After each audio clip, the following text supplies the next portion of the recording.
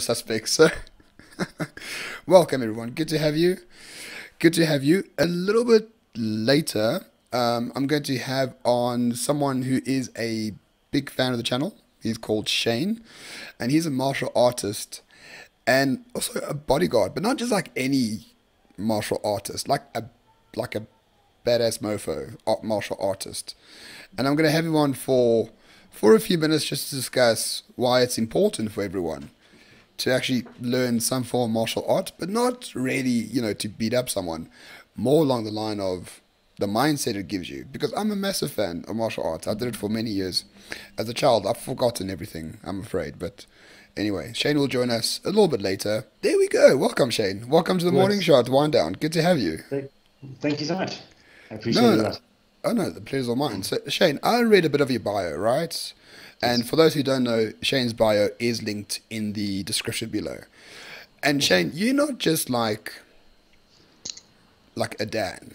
You're like fifth Dan Yes, of your particular discipline, that's right? correct. Yes. So now explain what the discipline is, because the discipline is South Korean to Yes, it some is a degree. Korean style. Yeah. It's called Himsudo. Okay. And it's basically, if you want to call it like one of the older styles of the Taekwondo, the Tang Sudos, the Hapkidos, and all of those kind of traditional arts from South Korea. And it basically encompasses a lot of different disciplines within it. So we've got the typical kicks and the punches. But with that, we've got 10 different weapons that we train. It's a different style of the art itself. 10 different weapons, starting off with the long staff and ending off in the sword, the Korean sword. We also do the sword itself as a separate, but we also focus on a lot of the grappling, the wrist locks, the takedowns, the throws, the everything that's also very close range, which at this point in time is a little bit tricky to train because I of can the imagine. So, yeah. so now people are like hearing you, right? And they're like, okay, weapons, okay, Yeah. like I get it. What is like the real social physical benefit in a modern society to learn about? Sorry, someone just said they are six standing in Gangnam style, which is hilarious. But anyway, well, I mean, the I can't do benefit. that. No, no, me neither. I'm not even one Dan in Gangnam style. But in terms of like a modern society, right, where we're all connected to the web, we can like, we've got guns and we've got like batons and tasers and things like that. Why would people want to learn like a classical form of martial arts? And my Okay. argument, I'm sorry to interrupt you, my argument is No, it's not really about the practical effects are important. You can learn skills to get you out of a dangerous situation, but it's much more a mindset thing, right? exactly. Yeah. The thing is, the martial art, like they say, it's called martial arts. So you're looking at the pretty side of the style and all that, but that all gets um, joined into more of a practical aspect. So you get the physical. You definitely get the physical. When it comes to the weapons, it's tricky because people say that they've got a gun, which obviously you go through a gun instructor to learn, but then they've got all the tasers, the batons, and all that as well. However, can they use them properly? So the discipline of the actual techniques and exercises is what's important. Can they use the weapons correctly that it won't be used against them? I think that's the hardest thing to say. Like a taser has, what I always say when it comes to weaponry, get a weapon that you're going to use, practice with it, and hopefully if you don't hurt yourself too much, kind of get an idea of what the weapon does. I run a pepper spray course. Okay, now this is the one that we did with all the CPO work or the bodyguarding work, where you actually get sprayed with pepper and learn the effects of pepper in case when you need it and you're spraying someone else and there's a bit of a blowback of the wind, it hits you in the face, and what do you do? You're the one who's now stuck and saying, I can't see, I can't hear, or I can't smell, I can't taste, whatever else it is, and you're in a lot of pain. But if you can learn the effects of it, then you understand the weapon better. Okay, Right. so in that side, yes. So the other aspect is the discipline, the self-discipline, the dedication, the accomplishments that an individual will go through to actually reach certain goals. That all comes down to the same thing as board breaks. Why do we break boards? It's not because you want to show how strong you are with a piece of wood. It's a barrier breaking obstacle or exercise. So you can physically break through your own mental barriers or physical barriers so you can progress. So in our style, that's what it is. It's not about power. It's not about, oh, check how strong I am. Right, because I think we all grew up on like Hong Kong martial arts films, right? Where like Bruce Lee Yes. destroys 20 people in a circle, and they all fight him Yeah. at like different times, like on purpose, right? But Yes. like modern day martial. So I did kubujutsu, which Yes. is I forgot even what it is at this stage. I forgot. I did it many. I did it for years and years and years, right? And I mean, to me, and then I did mixed martial arts. I did boxing, I did Thai boxing, and all those sort of things. And now, obviously, because I've grown older, I remember those sort of styles better. What Yeah. is, if anything, the difference between your style, which is a sort of taekwondo kicking and weapon style, as opposed Yes. to what the modern like mixed martial arts guys do, who are let's say like much more famous. I'm afraid to say, Exactly. Yes. they got sponsorships, they got the UFC, like it's Yeah. this big marketing thing. Seems like martial arts have sort of Taking a bit not of a backseat. is not as popular as it once was. Yeah. Okay. First of all, my main philosophy is I never put down any martial art. Okay. Everyone has a choice to do whatever they feel is best for them and what suits them as an individual. So depends on what you want to do as an individual. You go that route. So when it comes to us, if you want to learn the mental and physical kind of training as well as have the fun and have the unity of working in a group and joining a family orientated kind of group, then that's what we are mainly about as well. Yes, we do have all the practical, the physical, the hard kind of kicks and the punches, the things that do work. With us, we are kind of more onto the tournament side of training. So we do have all those competitions, but they're the traditional kind of competitions. With the MMA, that would be more one-on-one, and a lot of that tends to end up on the ground. Okay, so That's there's a right. lot of Yeah. groundwork, a lot of wrestling, and a lot of grappling. You do get multiple different disciplines training that. So what I would like to always say is never stick with one art. If you can, be as diverse as possible, because the more you get to experience, the more you are able to defend yourself in whatever situation you're in. So myself, I've done Tang Sudo, I've done Capoeira as well, I've done Hapkido, I've done quite a bit. I've also done Krav Maga, and that's part of the bodyguarding training. So I've done quite a bit just so I can get a well-rounded idea of what it is. I'm not saying that I'm a black belt in all of those. It's Sure. just I've got a good basis and a good background of that. Well, basically, you'll kick everyone's ass who's watching us right now, right? No, If push because it's comes to all shove. digital. So if I do kick everyone's ass, I'll be breaking my computer. All right. Don't want that to happen. After the lockdown, you can do that with absolute pleasure.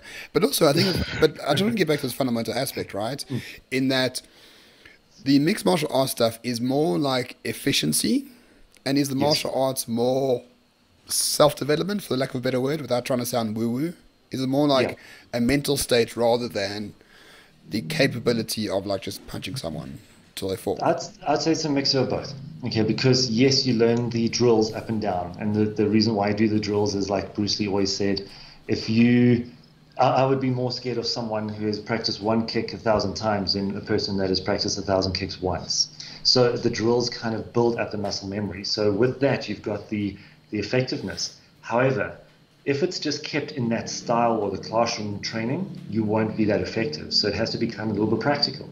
And that's where I bring in all of my the VIP type kind of training, where we actually do grappling on each other. We do the physical, we do the seminars that work with it, and that all joins together with the mental and emotional kind of thing. So it's a mixture of everything.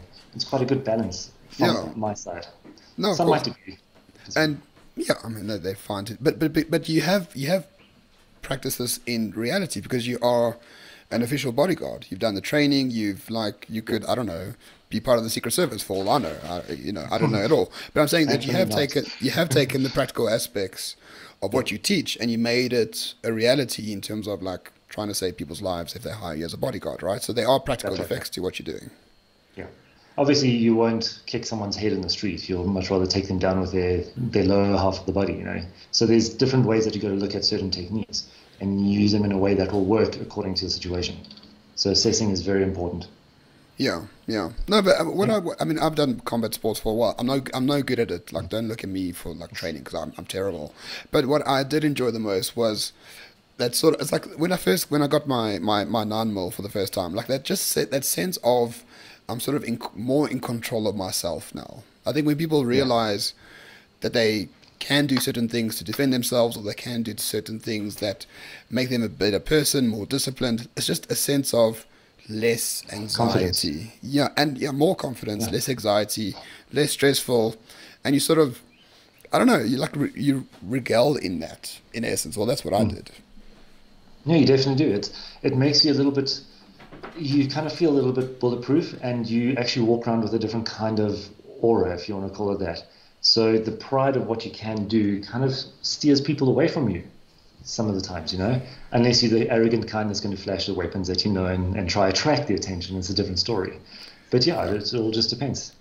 Yeah, no. When I trained mixed martial arts, whenever someone new came in and sparred hard, they sparred with the coach, and they often never Yeah, came back. They left with bruised ribs, and we never saw them again. no, I That's definitely the have that. essence. Yeah, Yeah, you and always you get must someone testing you, always. for some reason. I don't know why they want to test a fifth Dan. Really, that doesn't make any sense. But Shane, I mean, the good part, or like sort of the lockdown has been an opportunity as well for you now. I mean, you can now teach digitally, of course, right? Yes. It's a bit of a tricky topic because a lot of people say nothing can compare to the real training, which I Sure. completely agree with, but we have to all adjust. We all have to do different things. So, what I've created at the moment for my clubs itself and anyone else who wants to join, which we're trying to encourage as many new members, is we've created a full-on training, taken the time of the lockdown, filmed all the different levels of techniques, and you every week of each different technique that you need, and you actually progress online. So that's the pre-recorded side. We also have the Skype training or the Zoom training in a way, where we've joined together as a group. We do all the techniques that you've learned, and you progress on a physical aspect. And hopefully, when the lockdown ends, we're also going to be going around the country, almost doing road shows, and hosting weekends at different locations, and inviting all those online people to come to the physical as well. So we're trying Right. to cover all aspects as much as possible. So it's not just one media. Yeah, no, that does make Yeah, sense. And yeah, unfortunately, this lockdown has presented many problems. I don't like the term challenges because that means you're not anyway yeah, it's problems. problems. And I mean, we have to overcome them. Sometimes the obstacle Yeah. becomes the way, and maybe you can adjust your teaching as well. So maybe you can just have digital and practical in the future that might work together and synchronize in some meaningful way. Well, the main reason why it actually came about is because some of my students moved overseas and they wanted to carry on. So they wanted to find a way to stick with the training that they enjoyed. So we came up with a solution. So why not offer it to the rest of the country at least, or if not the rest of the world? Yeah, absolutely, absolutely. So So yeah. for those who are wondering, Shane's details are linked in the description below, and you can find out everything. I think your number's on your website as well. Everything's Yes, it there. is. So the way it works is very simple. If people want to, they can send me a WhatsApp. There'll be an autoresponder. They'll receive the link to go register, and I will also communicate if they've got any questions or if they want to know anything. I'll definitely respond as soon as I'm always on my phone when I'm not Right, training. right. So yeah, just go and register as much as or as many people as you want. Friends and family are welcome. So just one question. Yes. Dawn asks, Shane, as a fifth Dan, do you need to declare your hands as a lethal weapon? I don't That's know a under bit of what a myth. circumstances. Oh, is it a myth? Okay. Yeah, it's a bit of a myth. They always say that you got to declare it, but tell me one question: where will you declare that, and who's actually going to believe that you've got a little card to say I'm a lethal person? Yeah, Unfortunately, no. It's a bit of a myth sometimes. I have no idea that myth existed, if I'm really honest. But all Yeah. right, Shane, thank you so much. I mean, is there anything that we haven't covered that you desperately want people to know? No, I think if we can just spread it around as much as possible, invite as many people as that are keen to join, whether it be just to get some exercise, because we also have an aspect of just fitness, which is another section on the website. So we're going to have one of the guys running the fitness programs. So you don't have to join the martial arts, you can also join the online fitness. So we've got as many options as possible, and we're going to be adding on as much as we can throughout the time as well. So Perfect. spread the word, and it will be great.